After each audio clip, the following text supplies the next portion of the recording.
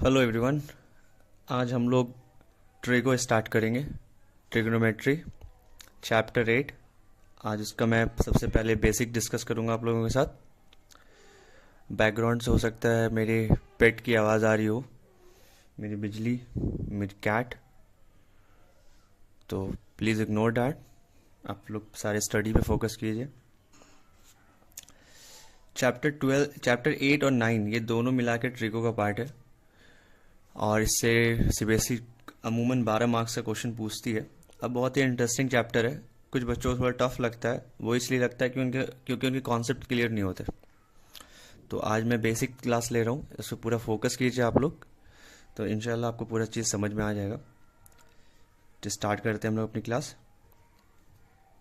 Chapter का नाम है अपना ट्रिग्नोमेट्री।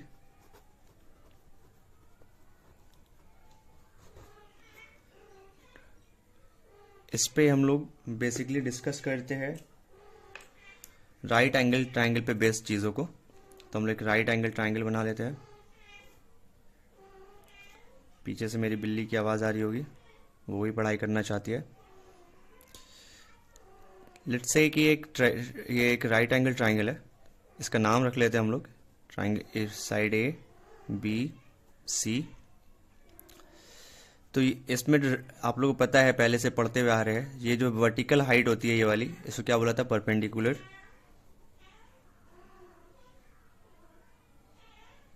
इसे इंडिकेट किया जाता है स्मॉल पी से। ये जो नीचली ज़मीन होती है इसको क्या बोला जाता है? बेस। इसे इंडिकेट किया जाता है स्मॉल बी से। ये जो स्लैंट हाइट है इसे क्या बोला जाता है? हाइपोटेनस। इसे इंडिकेट किया जाता है स्मॉल एच से।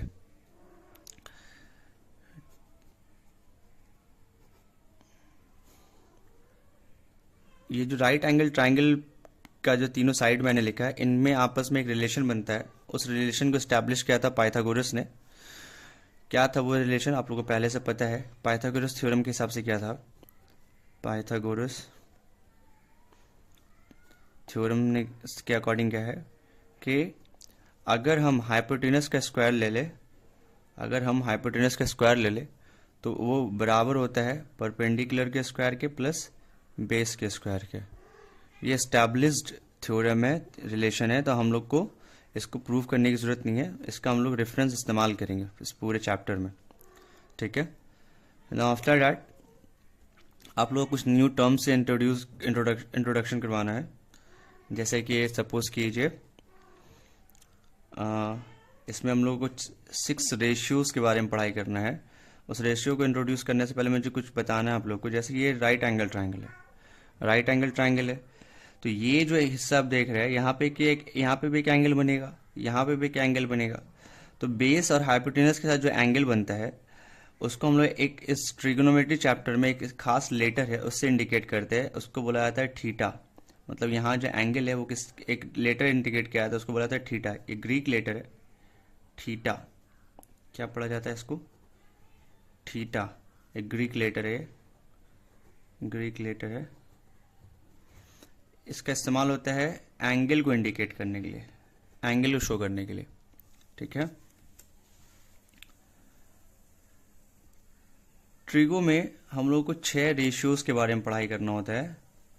जैसे मान लीजिए हाइपोटेनस परपेंडिकुलर है और ये बेस है, इन तीनों को आपस में रेशियोज के फॉर्म में लिखे तो कितना पेयर लग सकता है रेशियोज का? जैसे एक बार हम लोग लिख सकते हैं, अगर रेशियो लिखना चाहे तो P/H लिख सकते हैं। P और H का रेशियो निकाल सकते हैं, B और H का रेशियो निकाल सकते हैं, और P और B का रिलेशन निकाल सकते हैं। तो ये जो रेशियोज आप देख रहे हैं, इस रेशियोज का नाम रखा गया है ट्रिगो में। जैसे P/H का नाम रखा गया है साइन थीटा। ये साइन थीटा क्या है, बस इतना से इस तरीके से याद रखना है कि ये एक रेशियो का नाम है। किस रेशियो का नाम है? तो P और H का जब रेशियो रहेगा, मतलब P ऊपर H नीचे रहेगा, तो उस रेशियो क्या बोलेंगे हम लोग? Sine theta. ये सिंगल क्वांटिटी है, ऐसा नहीं समझिए साइन अलग है थीटा अलग है, दोनों का मल्टीप्लाई लिखा हुआ है, नहीं, ये सिंगल एंटिटी है। तो ये साइन थीटा अगर है, इसका मतलब जहन में क्या लाना है कि हाँ ये रेशियो का नाम है। किसका रेशियो है? P और H का। अगर BH दिया हुआ है तो याद रखना है किसका रेशियो है? कॉस थीटा का।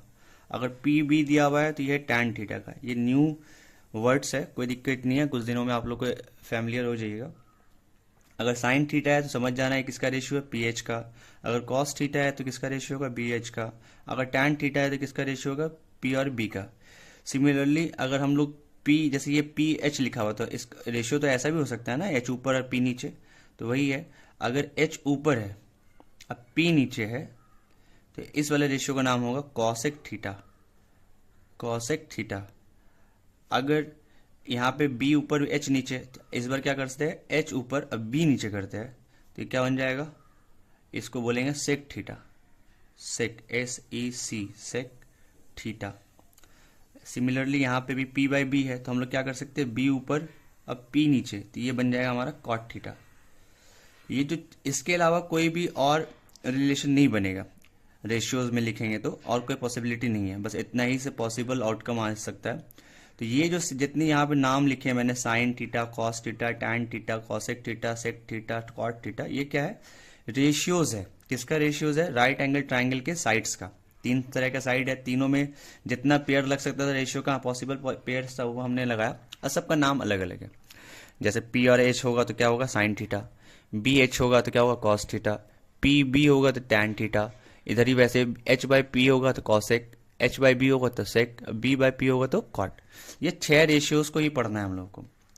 अगर एक चीज को ऑब्जर्व किया जाए, साइन थीटा यहाँ पे क्या है, पी बाई एच, और कॉसेक थीटा क्या है, एच बाई पी। क्या एक दूसरे का ये रेसिप्रोकल है, बिल्कुल है ना। तो रेसिप्रोकल को हम लोग कैसे लिखते हैं, अगर ये साइन थीटा है और साइन थीटा का रेसिप्रोकल क्या बन रहा है, कॉसेक थीटा, तो हम लोग लिख सकते हैं इस तरीके से, 1 bye cosec theta, cosec theta. क्योंकि जो रेसिप्रोकल होता है वो एक दूसरे का क्या होता है, वन वन अपॉन में लिखा रहता है। तो इसको उल्टा भी लिख सकते हैं हम लोग कि कॉसेक जो है रेसिप्रोकल है किसका, साइन थीटा का। ठीक है, इस दोनों के हेल्प से हम लोगों ने ये रिलेशन एस्टैब्लिश किया। तो हम लोग को पता है जब दो रेसिप्रोकल को आपस में मल्टीप्लाई किया जाएगा तो उसका आंसर क्या आएगा, 1।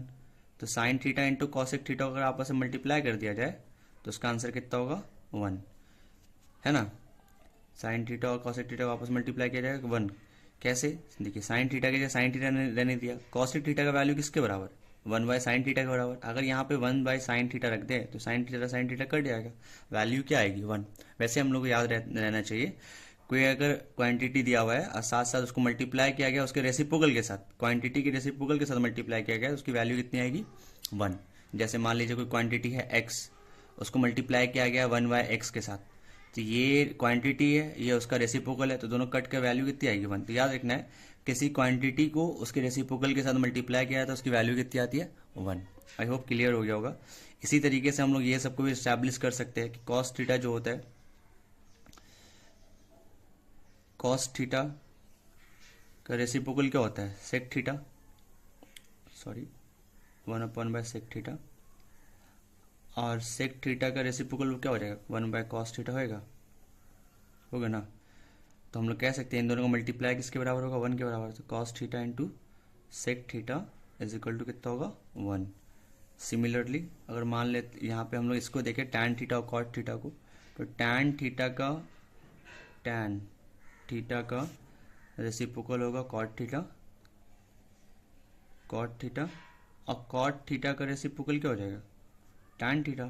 सिमिलरली तो इस तरीके से इन दोनों का अगर आपस में मल्टीप्लाई लिख दें हम लोग तो क्या हो जाएगा, 1 अपॉन बाय कॉट थीटा होगा, राइट।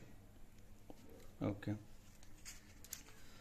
तो ये हम लोगों का कुछ फॉर्मूलाज आ गए, इसको याद रखना हम लोगों को। अब जो पाइथागोरस का जो पहला फॉर्मूला था हम लोगों का, H square is equal to P square plus B square, है ना, इसके बेसिस पे हम लोग कुछ और फॉर्मूला डिराइव करने की कोशिश करेंगे। जैसे ये था हम लोग के पास H square is equal to P square plus B square. अगर इसको हम लोग डिवाइड लगा दे दोनों साइड एच स्क्वायर से डिवाइड लगाए, एच स्क्वायर से हम लोग डिवाइड लगाते हैं दोनों तरफ, तो ये भी क्या होगा, H square by H square, यहाँ क्या होएगा, P square by plus B square upon by H square upon by H square cancel out होकर कितना हो जाएगा, 1।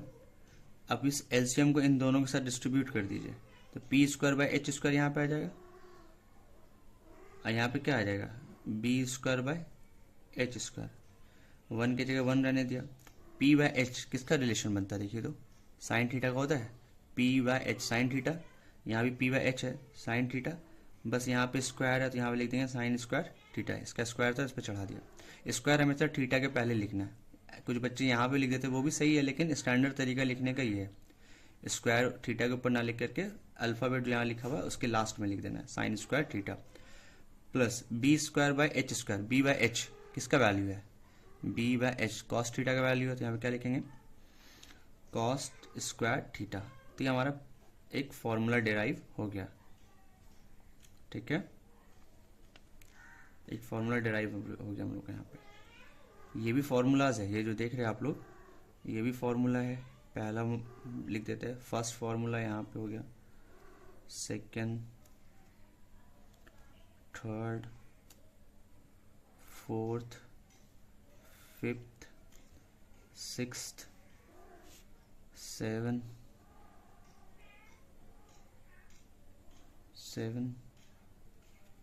एट, 9, ये हो गया हमारा 10।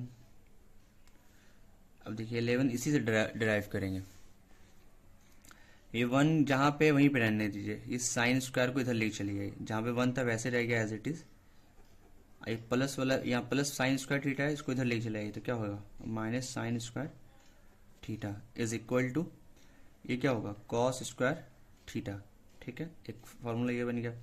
अब क्या कर सकते हैं, इसका स्क्वायर हटाएंगे तो उस पर क्या चढ़ जाएगा रूट, तो ये रूट ओवर हो जाएगा, तो क्या हो जाएगा 1 minus sine square theta is equal to cos theta, ठीक है। 13 नंबर पे क्या कर सकते हैं, पहले हमने क्या किया था, अभी साइन स्क्वायर थीटा को इधर लेके आए थे, इस साइन स्क्वायर थीटा को इसके पास भेजा था, प्लस वाला इधर आया तो क्या हो गया था माइनस।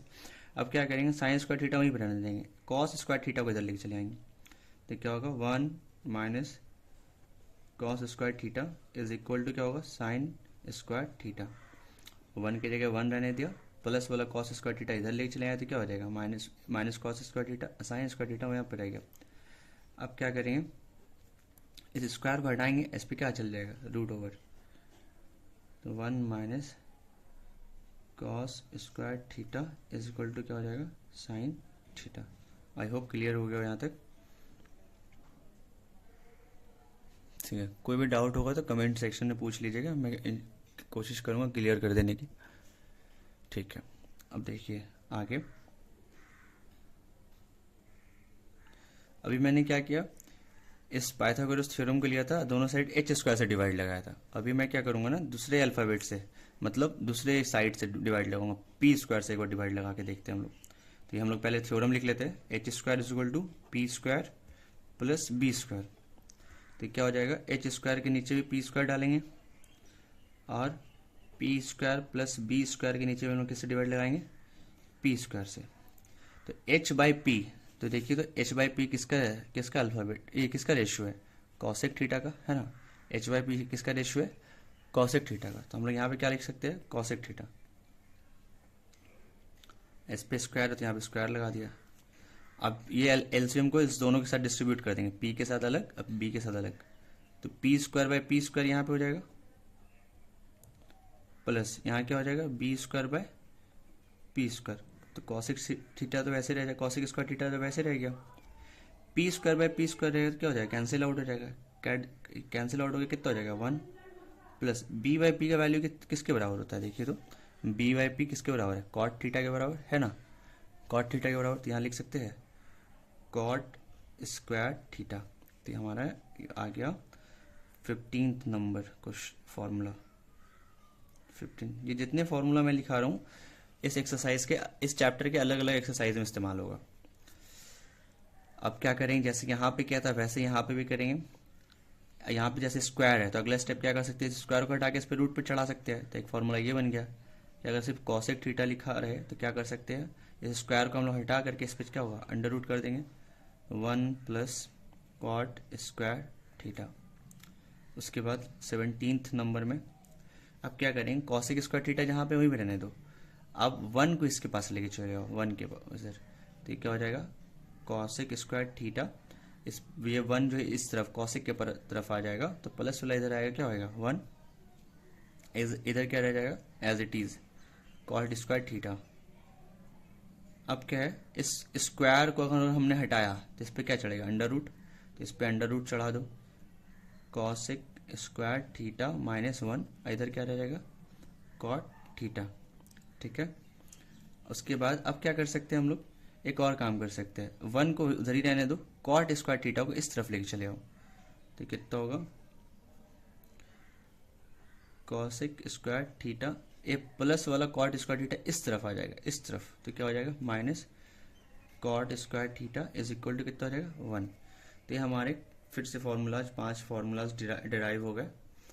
हम लोग लास्ट देखते हैं, शायद यहाँ पे जगह कम पड़ जाए, कोशिश करता हूँ इधर ही दिखाने का ताकि चीज़ें सामने रहेंगी तो समझ में ज़्यादा आएंगी।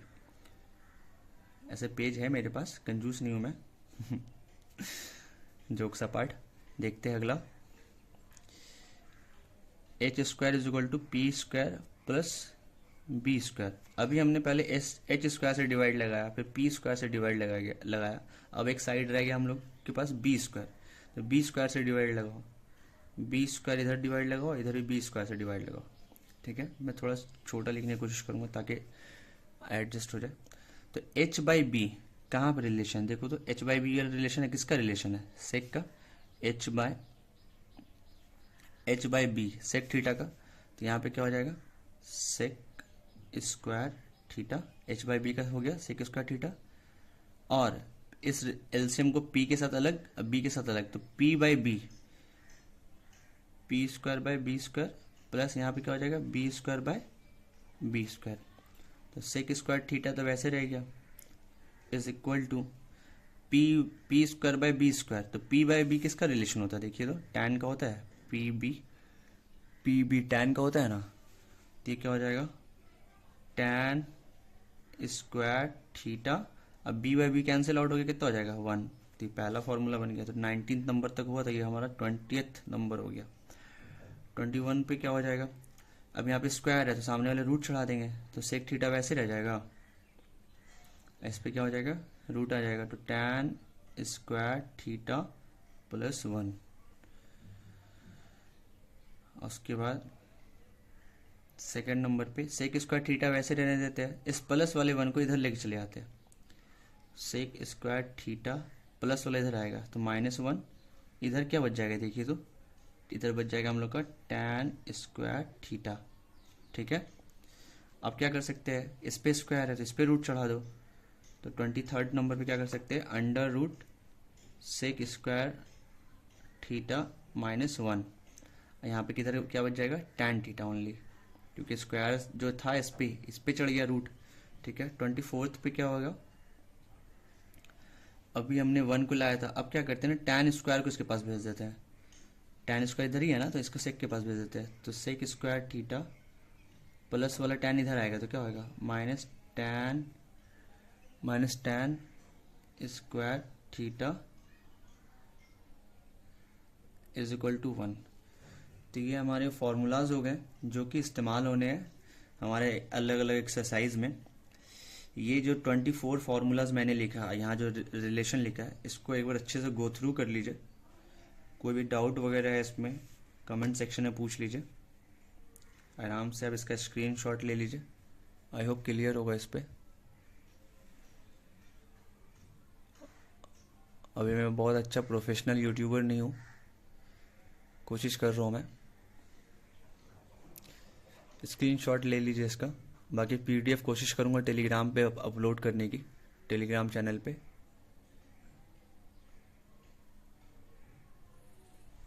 ले लिया होगा आपने। अब एक चीज़ को और दिखाना है, मैं इसी पेज पे लिख देता हूँ, दूसरे पेज पे जाऊँगा तो चीज़ें चेंज हो जाएंगी ना, तो यहाँ पे थोड़ा सा अच्छा रहेगा, साइड में लिख के दिखाता हूँ। अगर हम लोग ऑब्जर्व करें, सपोज कीजिए हम लोग साइन थीटा और कॉस थीटा का रिलेशन ले लेते हैं, रेशियो ले लेते हैं, साइन थीटा और बाय कॉस थीटा ले लेते हैं, तो साइन थीटा की वैल्यू किसके बराबर होती है, देखिए तो साइन थीटा क्या होता है, p/h, फिर ये अपॉन है रेशियो, कॉस थीटा किसका रेशियो होता है, b/h। ठीक है, ये h डिनोमिनेटर सेम है, कैंसिल आउट हो गया, तो बचा क्या, p/b, p ऊपर बचा, b यहाँ पे, और p/b किसका रिलेशन होता है, टैन का, तो एक चीज़ बता सकते हैं हम लोग कि साइन थीटा और कॉस थीटा का अगर रेशियो ले रहे हैं तो किसके बराबर आएगा? टैन थीटा के। मेरी बिल्ली फिर से आ गई पढ़ने के लिए, वो बोल रही मैं भी आऊँ मैं भी आऊँ। किसी दिन आप लोग को मिलाऊंगा उससे। तो ये रिलेशन भी याद रखना हम लोग को, sine theta by cos theta किसके बराबर आएगा? टैन थीटा के बराबर।